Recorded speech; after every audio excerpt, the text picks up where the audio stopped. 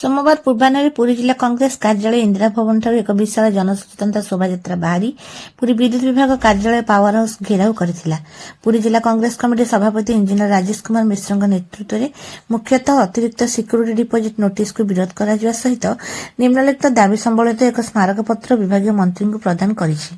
ओडिशा विद्युत उत्पादन में देश में एक अग्रणी एवं बड़का राज्य तेज ओडिशा सरकार व ओडिशा विद्युत नियामक आयोग ओडिशार उपभोक्तांक ठारू विद्युत बिल बहुत स्वल्प आदाय करबा कथा, मात्र आम राज्य में विद्युत दर अन्य राज्य तुलना बहुत अधिक।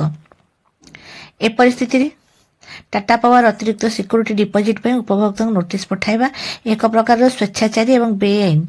एणु तुरंत राज्य सरकार तथा टाटा पावर एपरि अतिरिक्त सिक्यूरिटी डिपोजिट नोटिस तुरंत प्रत्याहार करंतु। टाटा पावर ओडिशार उपभोक्तांठारू हजार हजार कोटी टंका ठकई नहीं टंका तुरंत फेरस्त करंतु। टाटा पावर विद्युत वितरण लाइसेंस पाइबा पूर्व समय आड़ देखाई उपभोक्ता मानक बेआईन भाव कोटी कोटी टंका जोरिमाना आदाय करने तुरंत बंद करू।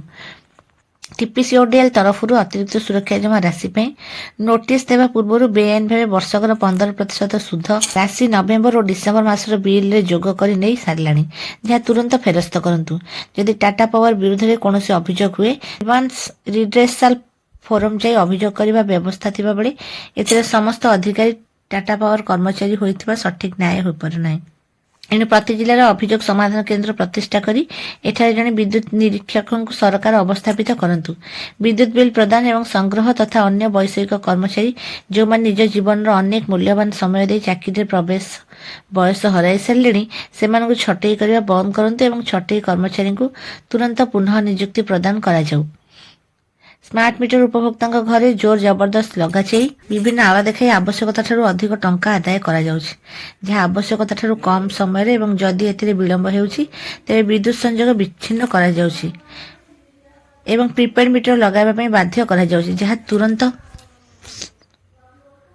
बंद हो एवं मीटर टेस्टिंग रिपोर्ट प्रदान करा जाऊ, जहाँ ओडिशा सरकार का मीटर टेस्टिंग लैब द्वारा प्रदान करा जाए। टाटा पावर जणे भी उपभोक्ता को यह प्रदान करनथिबा अभियोग हेउछि, एणु तुरंत मीटर टेस्टिंग रिपोर्ट प्रदान करा जाऊ। उपरोक्त समस्त दाबी तुरंत कार्यकारी करने विभाग कर्तृपक्ष तथा राज्य सरकार को अनुरोध। यदि तुरंत उपरोक्त दाबी गुड़िक पूरण न हुए तेज आगामी दिन में कांग्रेस दल आंदोलन को दृढ़तार सह संपादन करिबो।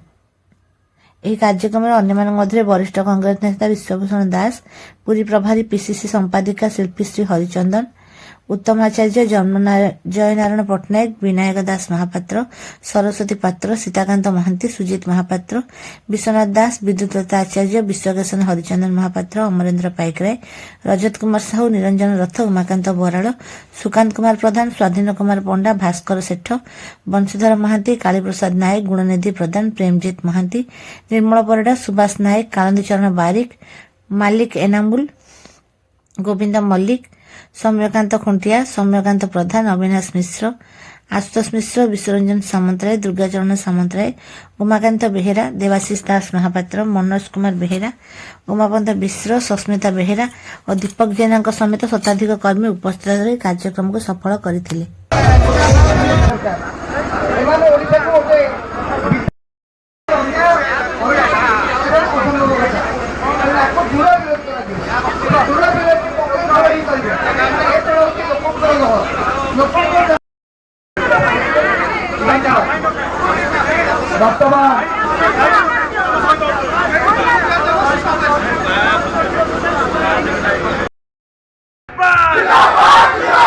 पुरी जिला कांग्रेस कमिटी जिंदाबाद,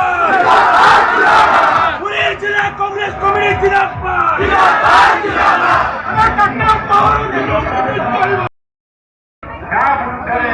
आसंता 22 तारीख सोमवार दिन रेडक्रॉस स्थित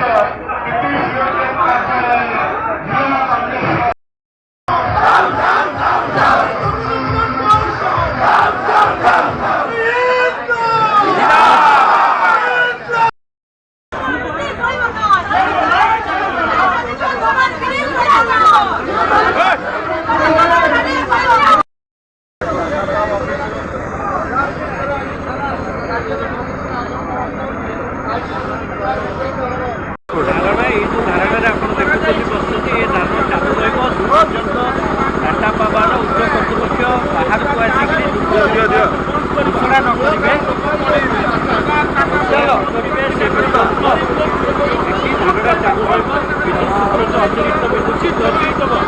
ବନ୍ଧୁଗଣ ସଭା ଆରମ୍ଭ ହେବ।